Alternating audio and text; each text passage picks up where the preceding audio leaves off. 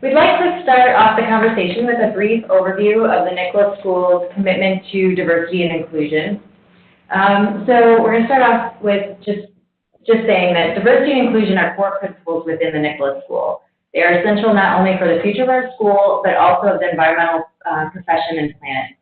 Environmental professions in the United States have historically been dominated by middle-class white Americans. Environmental problems, however, disproportionately harm people of color and people who are poor.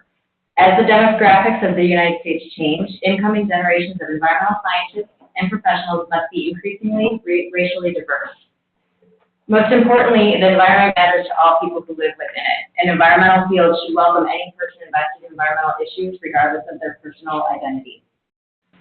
The Nicholas School strives to build a community that welcomes people to the environmental sciences and other environmental professions, regardless of their race, ethnicity, national origin, religion, sexual orientation, gender identification, or other important characteristics of their identity. We value our strong partnership with Duke's Office of Institutional Equity and their long-term support of our expanding efforts to create an inclusive and diverse school and to graduate alumni who will go on to build an inclusive and diverse field of environmental professionals.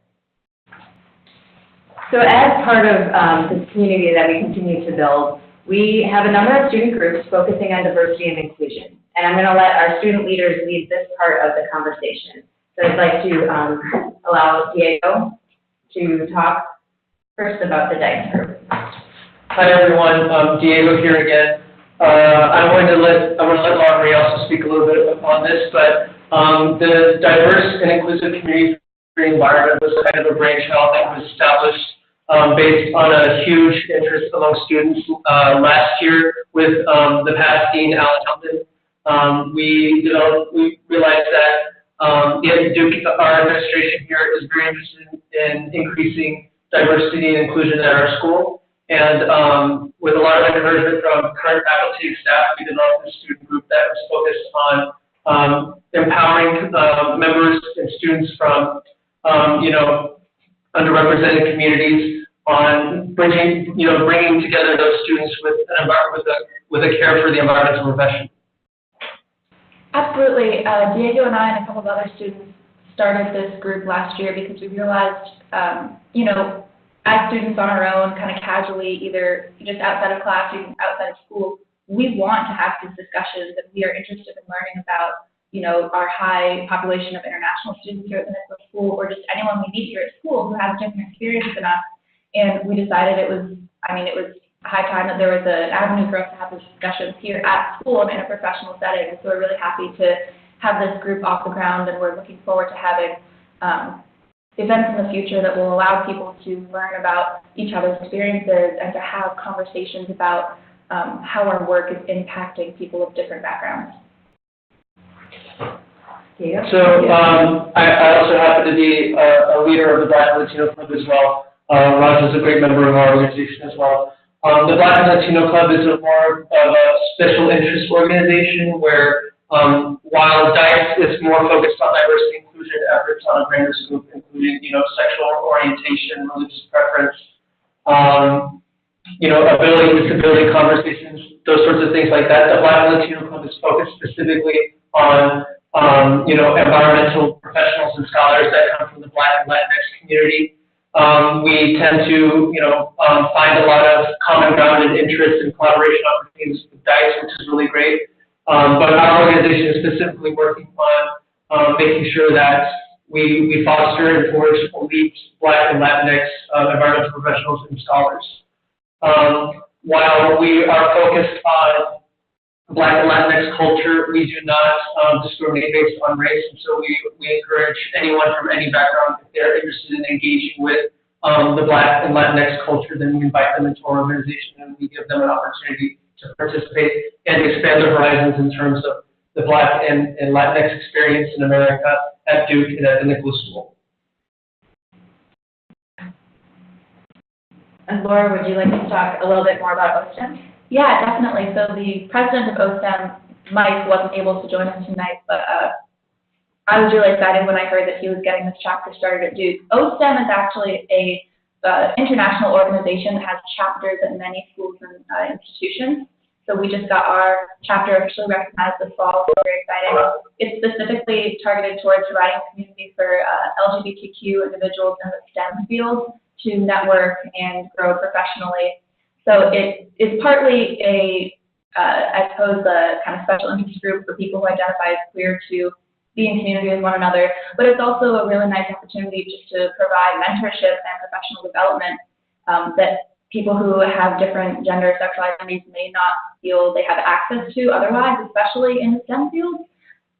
Oddly enough, I don't know, maybe it's not odd. It's not an area where there has been a lot of focus on the needs of queer individuals. STEM is normally seen as fairly, I guess, conservative area, at least in my experience. So we're really happy to have this group starting here where people who are at Nicholas School or the engineering school or the, any of the graduate professional programs in STEM fields across the university can come together, like I said, and meet one another and have those conversations and experiences together where they know they can be themselves.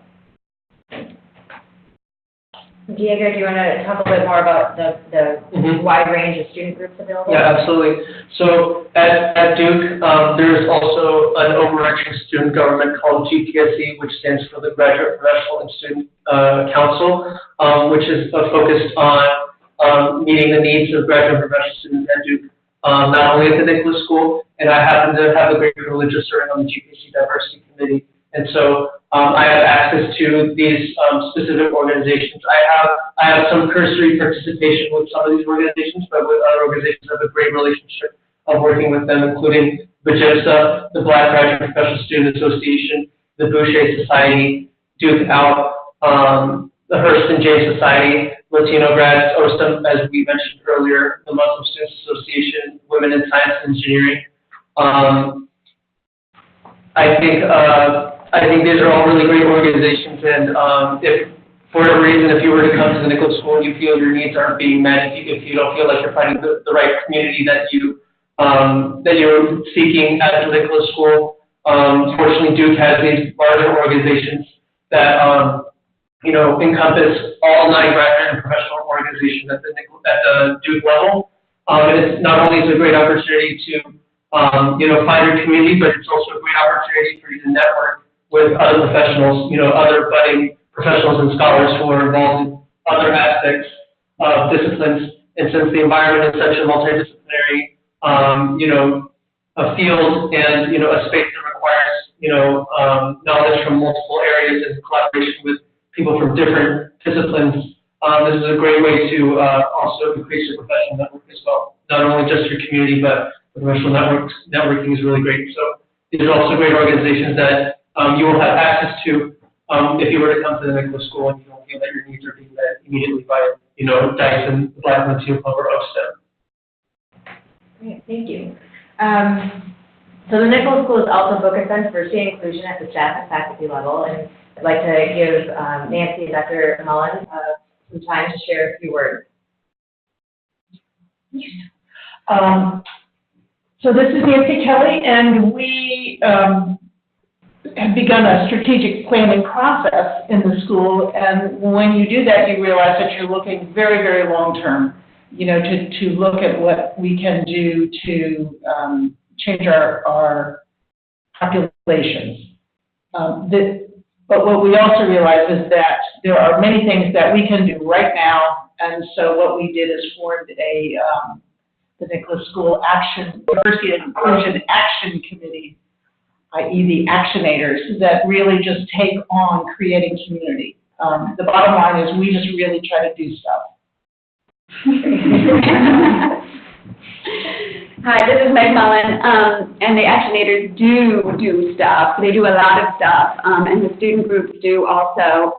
I'm, to the extent possible, I and many other faculty do what we can to participate in those activities. And we're also engaged school-wide in a big, behemoth, long-term strategic planning process right now that covers everything. It covers our educational programs, research, everything. And it's sort of one of the main areas of emphasis for that strategic planning process this time is diversity and inclusion. And so a committee of faculty, staff, and one student have been engaged in this all fall in conversation with people all over campus, all over the school, at other universities as well. And we're building a plan for diversifying the student body, the faculty, and the staff, and also for making sure that we have an inclusive environment here. And so it's a lot of long-term activities, but then we identify shorter-term actions and feed those through to the actionators, and we're in conversation with the student groups as well. And so I'm happy to answer questions about that, but I guess the takeaway is that there's a lot of activity here around this issue now, and we're situated in, a field that has been historically not very diverse, and we're at a university, right, that has a long legacy of racism, and we're in a state that is battling racism right now, and lots of other isms as well. And so we're doing, this is something we recognize at the school, and there's a lot of activity and a lot of emphasis on these issues at the school right now, and a lot of participation from many different quarters, from the very top, the dean who just left and the dean who is serving right now, and saturating throughout the staff and the faculty and the students. Great. Well, I hope that was a good overview for everyone who's joining us on the efforts that were taking place here at the Nicholas School and the various programming and events and initiatives. I know it's a brief summary, but I hope that it gives you a glimpse into what we're working on here. What I'd really like to do now is to take time to open up the floor for questions. I think it's the best way to learn more about what's going on at the Nicholas School. We've got a great group of people here to help answer those questions for you. So if you have some questions, if you could raise your virtual hand and we'll unmute the mic for you and you can ask. Alternatively, if you prefer to type in your question in the chat box at the bottom of your screen to all participants, we can also answer questions that way. So I'll take a brief pause here to let everyone come up with their questions.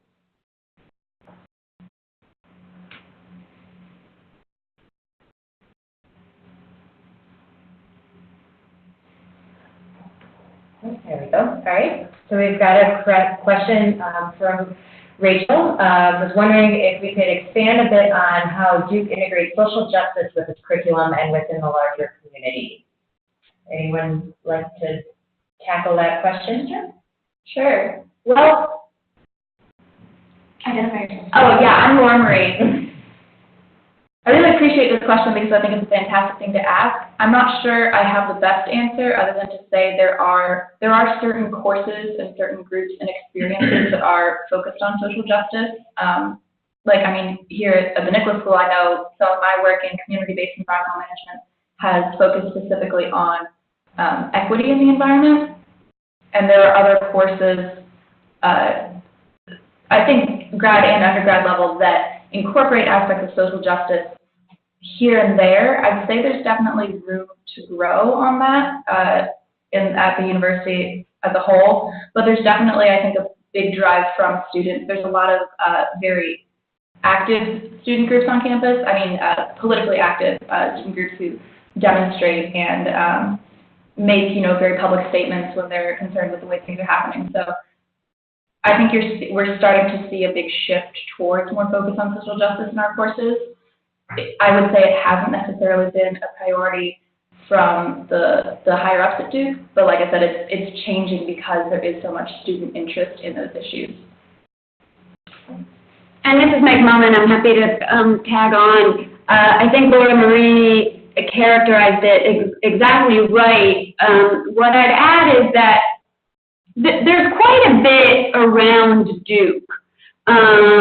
We are thin on social justice as a central part of our curriculum at the school, And this is resonating for me because it's also a big priority for us as in our strategic planning committee. So that will change down the road in terms of it becoming a more orienting part of our curriculum.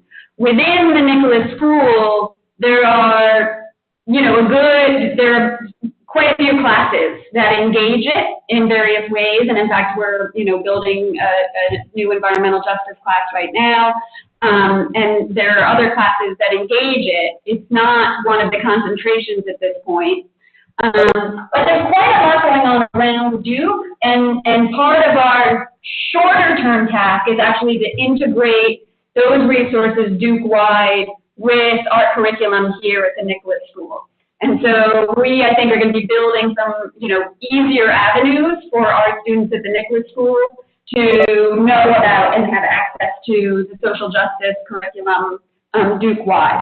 There's also, the last thing I'll say is Duke has a very active program of Duke Engage, which is not only do we have the community-based learning at the school, but there's a very active Duke Engage program with community programs in the city of Durham.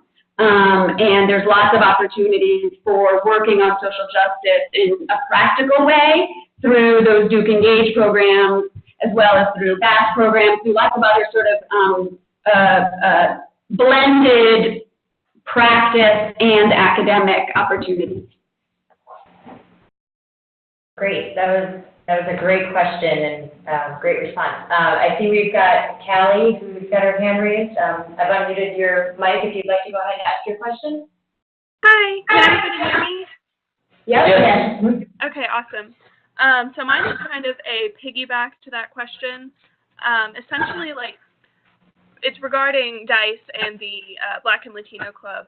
What sort of proactive events and things do you guys do to promote this inclusion? I saw about the picnic, and I heard about, OSTEM and those mentorships, but is there anything similar to that for DICE and the Black and Latino Club? Hi, Callie, it's Diego. This is a really great question. In terms of inclusion, a very great moment of collaboration between DICE and the BLC was doing Dia de los Muertos event, where it was conveniently, approaching Halloween time, and we decided to, do an event celebrating, the Mexican tradition of Dia de los Muertos. And that was, a community-wide event at the Nicholas School where we invited as many people as possible, within the school to participate, and we had a really great turnout. Another even larger event that we did was DICE-led was the International Potluck, where we invited students, faculty, and staff to bring their best dishes, be it cultural or not, something that represents their background, or something that they really find, they cherish a lot. So that has been a lot of social event programming that DICE and BLC is engaged in. But the other aspects include professional development opportunities. We have developed this tradition of bringing in environmental professionals from underrepresented communities to be panelists for a career panel at the Nicholas School, where we ask them to talk about in what ways do they envision diversity inclusion in the environmental space emerging in their companies, in their organizations, in their corporations. And, questions also asking, what specific career advice would they like to share with, our audience, which is, that has some really great turnout from time to time.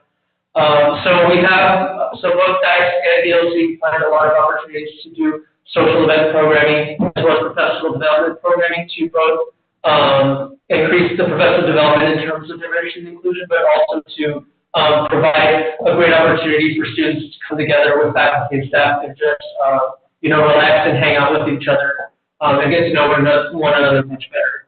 I hope that answers your question. I'll let anyone else jump in if they have anything else to add. Hello, this is Khalija speaking. So I'm the first year, and like Diego and Lara said, they already started it last year, and then it took effect this year, and I came in when it was taking effect. And I'm actually an international student. I'm from Togo and in West Africa. And what I can say about that is that we kind of become like a family. Not even the students, but the staff with Nancy and Sean. It has become, it has given me the opportunity to actually know people that I'm working with, my colleagues, my classmates, and also the social event has given me the opportunity to share my culture, where I am from, and actually learn also from everybody else's culture, and it's a really good opportunity. And I was really, really glad that Dice was here, and DLC also is here when I'm here to help me share all. And also, I don't know if you saw, but Dice also has that deeper discussion panel, and that we have where we kind of have an hour or 2 hours where we get a chance to talk about an issue or anything like that that actually is really important to us, and it gives us a chance to talk about how we're feeling, and this is very important to have people to share stuff with. So that's my take on that. Thank you. Awesome. I actually have another comment just to kind of throw on the back of that. I also attend kind of a stereotypical private. I understand the sort of a rich white kid stereotype. I just wanted to say that Actionators, I think, is an awesome idea. It's something that could totally be implemented at the school that I'm attending right now with the staff and all of that. So I just wanted to kind of add that in there. Well, please steal it. Will do. I mean, I graduate in a few days, but Come on now. I'll let him know. Great. Thanks, Kelly. So we have another question here asking about if there are any alumni mentoring programs targeted at underrepresented groups that is administered by the school, or is it typically done through student groups, if at all? And I'll let Meg start off. Yeah. We don't have, everybody's asking questions that are right on our agenda for strategic planning. We don't have a formal mentoring program targeted at underrepresented minorities right now, but the school has really extensive alumni services and alumni networking activity going on, and it is very targeted towards individual students. And so I know that one of the people very engaged in alumni services is really attentive to these issues and is networking students of color who are here now with students of color who are graduates and are, is working on these issues all the time. So it's happening, I would say, quite actively informally now. And we're engaged in thinking about how to formalize that. It also happens more formally through ad hoc events, right? So we do particular events to highlight sort of diversity in environmental careers and things like that as well. And so I don't know if you have more on Sherry. Yeah, that's great. We've actually, this is Sherry, we've had a number of conversations around the idea of formal mentoring programs quite recently, of which I'm involved in, as well as the Alumni Council and the Alumni Council Fellows. And so this is a mentor program more broadly for all Nicholas School students. And so we're looking forward to getting some feedback. We've been doing a bunch of research on mentoring programs and the best way to implement that within the Nicholas School and utilizing our alumni and our professional network to facilitate that. So I actually look to see that happening in the near future, at least at a pilot scale. And Raja? Yes, this is Raja talking. So, but although they don't have like a formal mentoring program, I know that the Career and Professional Office is very, very open to the idea that, they always push us to, look on LinkedIn, look at other alumni, and they're very welcoming on, being the link between us and the alumni. And Karen, for example, she works at the Career and Professional. She's like, if you see one alumni that you really want to talk to and talk to them about their career, having an informational interview, get in touch with me. She will make that happen for us. And also, I feel like this is a little bit of a mentoring, but that we do have that option too here. Yeah, the Nicholas School has a very strong alumni base, 5,000 plus alumni, and quite a few of them, quite more than a few, are very interested in engaging with current students in either a formal mentoring or informal or providing guidance and networking opportunities. So our alumni are pretty fantastic. And I'm not just saying that because I'm one of them. So I'd like to, Daniel has his hand raised, so I'm going to unmute your mic. Go ahead.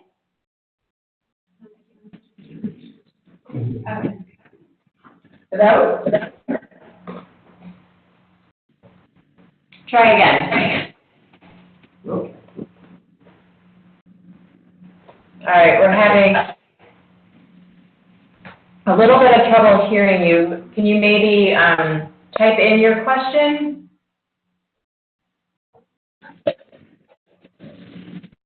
Great, thanks. Technology doesn't always work seamlessly.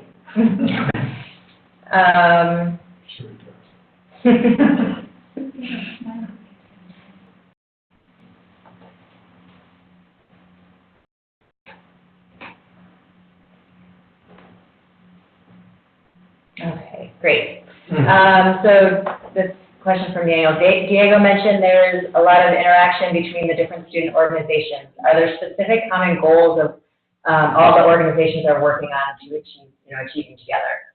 Hey Daniel, Diego here again. This is a great question. So those organizations that I mentioned earlier that I have the great privilege of being involved with in the GPSC Diversity Committee, we've established this organization that we're calling DIGS, which stands for Diversity and Inclusion Among Graduate Students.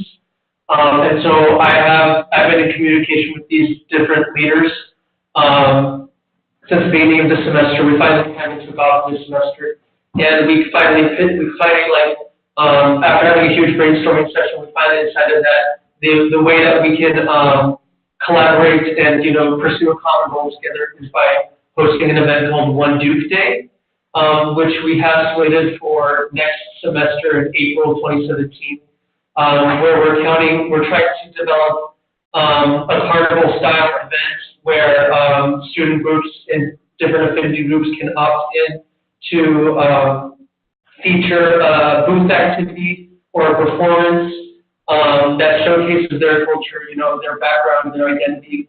So it'll be a great opportunity for everyone, to come under the diversity inclusion tent and, remind ourselves that Duke is a very, very diverse organization. We have a lot of people coming from here from all walks of life, but at the same time, we all follow the One Duke banner. We're all part of the Duke community, and we should be celebrating our differences, not discouraging them in any way. And so that is kind of the precedent that we're trying to set this year. I understand in previous years, these organizations who are diversity inclusion minded have not previously come together, and so we're trying to establish communications among these different student groups and affinity groups in an effort to continue common goals in pursuit of the diversity inclusion campaign at the Duke-wide level. I'll let anyone else jump in if they have anything more to add. I mean, for sure, this is Laura Marie. Definitely all of the groups we mentioned have similar goals in their mission. Sometimes it's a challenge to work across groups that maybe are based sort of in different schools or different corners of campus, but we definitely recognize that collaboration is a great way to get things done. And so we are always looking out whenever we want to plan, whenever a certain group like OSTEM wants to plan an event, one of the first questions is, who else can we work with on this? And so we'll reach out to DICE or we'll reach out to DIGS, and other groups definitely do the same because it's more handshake-like work, but also it's really fun to see where a certain group has a very specific goal or activity in mind, and you wouldn't even know that another group across campus wants the same thing. And so we try to reach out and see where we can build those bridges whenever possible. And just one thing to add to that, I do work with student groups and funding, and we financially incentivize students so that the groups that collaborate more with other groups get more funding. Great. So we have another question for Matt. Are there any opportunities for community among first-generation college students at the Nick School? And if there's like, some examples. So we're thinking about that one. I think, this is Lori again, I think there was a discussion about this once at a graduate professional student council meeting. GPSC, the Graduate Professional Student Council, is the student council for graduate professional students across all the schools and programs at Duke. And I believe there may be some sort of community among that group that is specifically targeted towards first-generation college students, but I don't know if it is an official student organization or rather an informal community. I think we could definitely refer you to someone who might be able to answer that question. I'm thinking Marcus, the president of GPSC, is generally he does a really good job of reaching out to students who might not have a particular home for their identity yet. So we can find someone to answer that question, I think. The other thing that I want to add, Matt, is that currently, I think the community needs are being met by DICE right now because it's a very huge umbrella student organization. So first generation is definitely an aspect of diversity that we want to encourage and promote at the Nicholas School.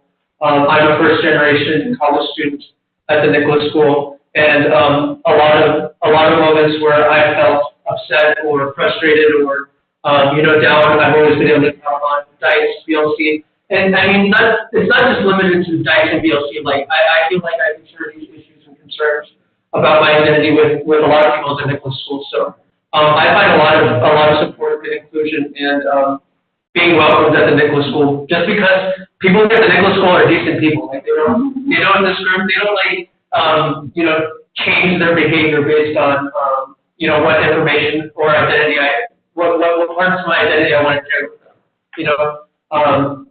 So sort of answer your question, there's no currently not a student group specific for first generation college students, but I'm sure that DICE would be very much on board with promoting and developing that kind of community if more students or students like you would be interested in making that organization happen. So not currently in the works, but very much interested in making this happen. And this is Meg Mullin. I'll just say you'd have strong support from the dean, who is himself a first-generation college student. Great. So we've got another question from Christina, who's interested in a master's from the Nick School. And what percentage of graduate students are Black or Black women in the Nicholas School? Hi, Christina. This is Sean Stevenson. I'm not sure the exact numbers for African Americans or African American women, but I do know that 19% of our professional students are minorities, excluding international students. And the majority of our students, 64%, are female. So I would assume that there is a good percentage of African American women here within the medical school, but I do not know that exact number. It's about 8%, I would say. I would say it's not quite 10%. On average, right? It varies year to year, right? So our classes really vary year to year. Our classes are consistently about 60% women. That is true and has been true for a long time. And then how it breaks out by racial group.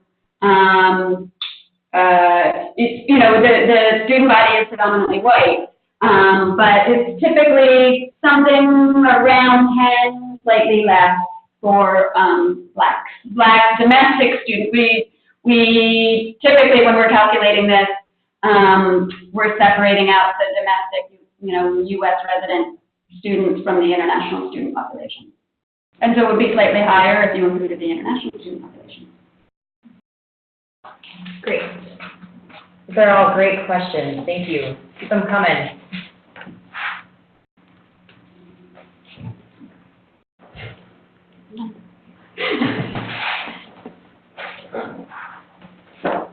Can I make a comment? Yeah, go ahead, Laura.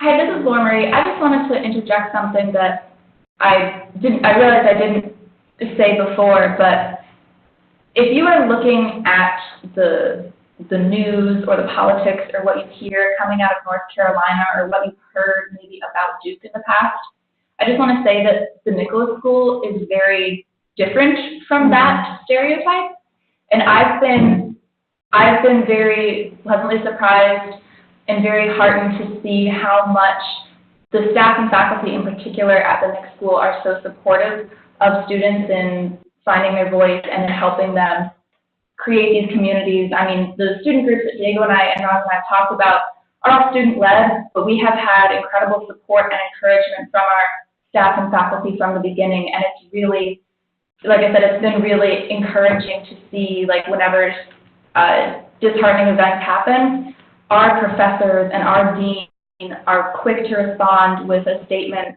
on behalf of the Nicholas School saying, you know, we are here for our students, and we, you know, do not agree with discriminatory practices that are going on around the state, and we want to make our school a home for people who, we want our school to feel safe for our students. And so the Nicholas School is, I think, kind of exceptional compared to the rest of North Carolina. So I don't want that to sway anyone's opinion. The Nicholas School is probably one of the safest spaces you can find in this area, so don't let that be a deterrent.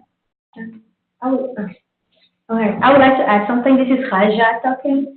As an African, Black, female, Muslim female, I do believe that Nick School is a safe place. It's a safe space. I've been here only a few months, and I've known a lot of people in a very personal level. I even spent Thanksgiving with Nancy. I had a lot to eat, trust me, was a lot. Was hoping to finish. But like I said, we are all like a community, like a family, and I really needed that. Officially, I've been in the States. I did my undergrad studies in the United States, and really, my other school, I didn't feel like that. I didn't feel welcome. I didn't feel like, oh, I can just walk on campus and feel like a star, because, you know, every step you're taking, hey, everybody's saying, hey, you have to greet somebody. So, like, you know, it's not working. Everybody steps on the way, and it was something that I really needed. Just coming from a huge family, and this was really something that I needed and that I'm enjoying, and I feel safe. That's why when I was asked to come and talk to them, like, yeah, I have to come and share my experience, that this is Nick School that represents the views of the state. If some people are concerned about that, no, not at all. And that we are all here as a family, and I hope that you guys decide to come so we can all be family together. But yeah. I'd like to piggyback and broaden the lens a little bit, which is also, if you're coming from far away and aren't familiar with geography and politics, Durham is the city where Duke is located, and Durham is a very different place than North Carolina as a whole. And so Durham is an extremely diverse, very open community with lots of safe spaces for lots of different kinds of people all around the community. I go to a church in Durham that's like the most diverse community that I can imagine, right, on every dimension of diversity except religion. And those spaces are all over Durham, and so if you're not familiar with, and you're hearing about North Carolina and hearing things that make you uncomfortable about North Carolina, do know that the city itself has quite a different character and quite a bit of openness. Great. This is a fantastic conversation. Does anyone else have some questions for us? I'd actually like to ask the group a question. In what ways have students, let's go to that one first. From Daniel. Apart from participating in the student organizations and events, how else are you hoping Duke students take initiative in making Duke more diverse and inclusive? I can take that. Okay. This is Laura Marie. I mentioned before, the student population at Duke, at the Nick School specifically, but also I think the broader Duke, outside of school and like outside of class, the students enjoy having conversations about different backgrounds and cultures and experiences and learning from other people's experiences.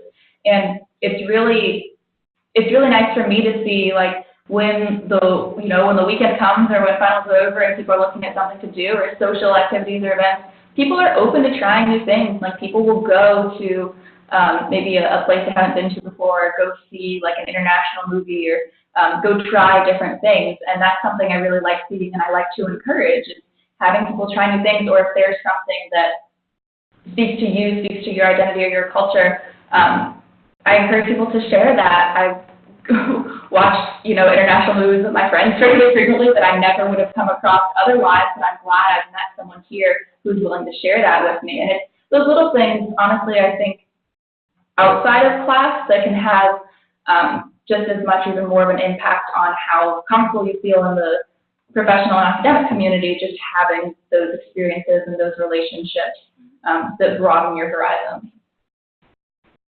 Yeah, I just kind of want to echo what Laura Marie said. I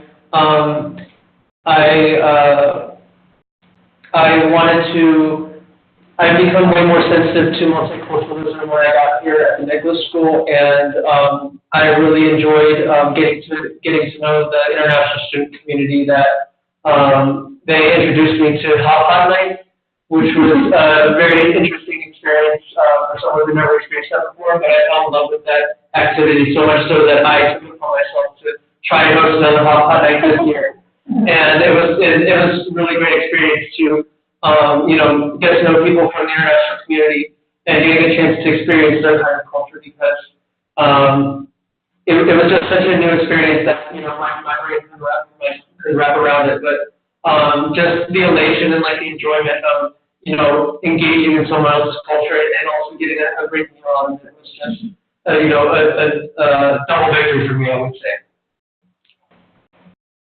And Nancy can speak to this probably better than I can, but I will say that students take initiatives in myriad ways all the time around here, with ideas, including, I think, for this very night, perhaps, came from a student idea at some point. And so students are engaged in the everyday activities that make this a more inclusive place, but also lots of nuts and bolts types of things, bringing forward ideas to, create permanent programs and to bring in speakers and to, start initiatives and to strategize about recruiting processes and lots of different sort of nuts and bolts operational ideas that both improve inclusivity in the short term, but also will help us diversify our student body going forward.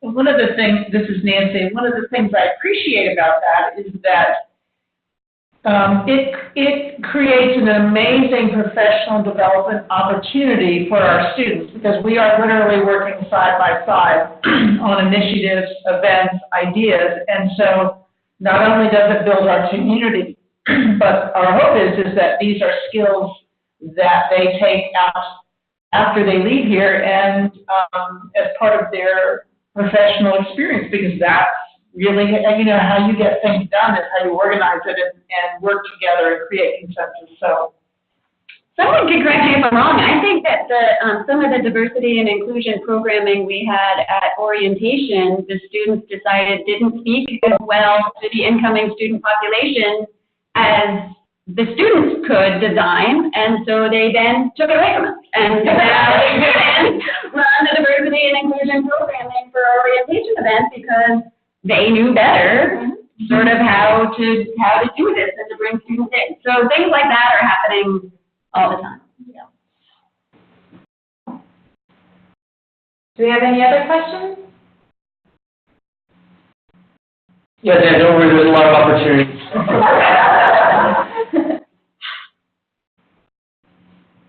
In case anyone would be interested, one of the big NC Pride festivals actually takes place on Duke's East Campus each year, so that's a nice thing. Literally on campus, and it's one of the biggest Pride events in North Carolina, so that's a great way, not necessarily related to school, that people can show their support. I think the other thing, I don't know if it's been tacitly stated, but if you're a cisgender white male, like, we don't discourage you from participating in these kinds of activities. We're not discouraging, members of the majority community to not participate. Like, if you identify as part of the community, like, we still welcome you with open arms. So just to be clear, like, we don't discriminate if you're cisgender white male, FYI. Maybe one of the students talked to how you applied your knowledge of diversity and inclusion in your internship or past work experience in the environmental profession. Yeah, this is Laura Marie again. I'll take that. My summer internship actually had a lot to do with diversity and inclusion and equity in the environment. It was really one of the focuses of my work. This past summer, I had a stand-back internship position, which is the stand-back program is a great sponsored internship program here at the Nicholas School. I had a paid opportunity with the North Carolina League of Conservation Voters, which is a political advocacy group for environmental issues here in North Carolina. So I spent the summer carpooling with another student with the same organization down to Raleigh to do basically political advocacy work. But my supervisor at that position was really concerned about broadening their audience and the fact that their supporters were primarily the stereotypical, straight, white, upper-class demographic. And so she was interested in learning what she personally and the organization could do to connect with communities of color and to reach out to diverse audiences. So we participated in a number of dismantling racism workshops, and I've researched what work has been done to what sort of communication tools and tactics, what words or phrases resonate with different values and different audiences. And I did a sort of research project over the summer and then presented my results to that organization to say, take a look at the phrases you're using right now and the types of issues you're looking at and the values that those communicate versus issues like clean energy, how that connects to affordable housing, and what kind of demographic that might speak to, and talk about values of community and justice and human health. Those resonate with different values and those reach different audiences. And I basically suggested, here are some core issues you can work on, and here are different phrases and outreach tools you can use around that issue that might connect with different communities. And so that was, an integral part of the work I did over the summer and something I'd like to continue with in my work. It's also a big part of what the community-based environmental management curriculum is about, is thinking about how do we promote our work in a different way, maybe, and through a different lens. Great. We've got a question from Rachel. Could you tell me more about your interdisciplinary study opportunities, especially in terms of social justice and conservation? Hey Rachel, Diego here again. This is a very great question. I participated in the Duke Law Clinic this year because I know it's important for me as an environmental justice advocate to know background on environmental law and statutes as well. And so I've had the great privilege of being in the law clinic. I cannot speak more highly of that class because it's so applied. You get to sign up with clients that have issues that you believe strongly in, and without disclosing too much information about my clients, but I'm sure they're very open with this. They play fast and loose with confidentiality themselves. But I got to participate in an environmental justice issue regarding lead poisoning and lead contamination within North Carolina. And so that was a very much, environmental justice, social justice focus that I had a chance to participate in. And I specifically used my mapping skills using the software ArcGIS to map problem pipes or pipes that are meeting criteria that might be indicating of lead leaching taking place in these pipes. And so I was able to apply the skills that I learned at the Nicholas School and apply them in a law context for a law client. And it's going to look very good on my resume. And my supervising attorneys told me that the way that you write it on your resume is as a reference, so that way the employer that will see the resume can go forward and email my supervising attorneys and ask them for further information without infringing upon my client's confidentiality. So I cannot speak more highly of Duke Law Clinic as a class that I strongly recommend everyone experience at some point in time, whether they be interested in environmental justice or conservation as well, because the clients are a mixed bag. Some of them continue to switch out, but the Duke Environmental Law and Policy Clinic specifically addresses conservation issues, social justice issues, environmental justice issues, and the like. And so I would recommend that the law school will be a very frequent building that you might visit if you were to engage in social justice and conservation. The CDEM program, the Community-Based Environmental Management Program that Laura Marie talked about before, is also a terrific opportunity for this. The person who directs that program, Liz Shapiro-Garza, is herself works at that intersection of social justice and conservation, is the messages of justice saturate the curriculum for that certificate program, but also that certificate program entails practical work as well. And so you do project-based learning through that community-based certificate, and there's lots of opportunities there. The other thing I want to say is, depending on where you are in your application process, you may or may not realize that we have a master's project as part of our curriculum at the Nicholas School, and students can work individually or in groups, and they can work for clients or develop their own projects independent of clients.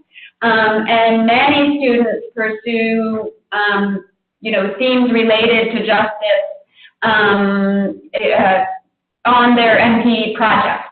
And in fact, I was working with a group this year who sort of ended up losing their client because they were pushing hard enough on questions related to justice that the client became a little bit uncomfortable, right? And I knew that in some ways as a win, right? Like they weren't going to back down. And so there are lots of people who, there are places throughout the curriculum to explore these issues, but also you can really dig in depth through your MP project. Like Megan Mullin said, the MP project is a great opportunity for you to be able to dive in whatever you are interested in. Like you said, there are individual projects, group projects, and those individual projects are not like what I mean is you can do whatever you want to do with your master project. Like myself, I'm trying to design my own master project right now to be able to, when I came in, I was like, I wanted to work in developing countries, and I wanted to go back home to be able to work with national parks and be able to find ways to do better conservation and a little bit of community-based environmental management and see how that will go in and fit in with how local people can benefit from those national parks where there aren't any conflicts and all. So there are opportunities for you through your master project to be able to focus on whatever is whatever interested you the most. So yeah. Great. Do we have any other questions? All right, well, thank you so much for joining us for this conversation. I hope you found it as engaging as I think we all did here at the Nicholas School. It's a great opportunity to share everything that's going on here and try to answer your questions as well. Certainly, if you have questions about anything we've talked about or something that comes up later, feel free to email us. There's some email addresses here on the screen. I'll also send a follow-up message to everyone and provide some contact information from our students so you can reach them directly if you'd like. It was great. I hope you found this informative and helpful. If that's it, then I'm going to say good night and thank you. And Good night. Thank you so much. Good night.